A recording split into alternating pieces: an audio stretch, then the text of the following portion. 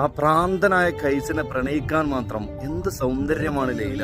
ഇനി അവനിൽ കണ്ടത് ആമിരിയ ഗോത്രക്കാർ ചോദിച്ചപ്പോൾ ലൈല പറയുന്ന ഒരു മറുപടി ഉണ്ട്: മജ്നുവിന്റെ സൗന്ദര്യം കാണണമെന്നുണ്ടെങ്കിൽ ലൈലയുടെ കണ്ണുകൊണ്ട് നോക്കണം.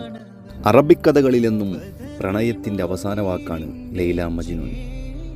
സൗദി അറേബ്യയിലെ റിയാദിൽ നിന്നും ഏകദേശം 300 കിലോമീറ്റർ അകലെയാണ് ലൈല എന്ന ഗ്രാമം. 7-ാം നൂറ്റാണ്ടിൽ അന്നത്തെ നജിദിൻ്റെ തെക്കൻ ഗ്രാമപ്രദേശമായിരുന്നു അഫ്ലജ്. അതാണ് ലൈലയുടെയും മജ്നുവിൻ്റെയും നാട്. ചെറുപ്പം മുതൽ ഒരുമിച്ച് കളിച്ചു വളർന്ന ലൈലയ്ക്കും മജ്നുവിനും പരസ്പരം അടങ്ങാത്ത ഇഷ്ടമായി. പാട്ടുകൾ പാടുമായിരുന്ന കൈസ് മരുഭൂമിയുടെ മണലിൽ പോലും ലൈലയെക്കുറിച്ചുള്ള പാട്ടുകൾ എഴുതി വെക്കാൻ തുടങ്ങിയതോടെ നാട്ടുകാർ കൈസിനെ ഭ്രാന്തൻ എന്ന് വിളിച്ചു.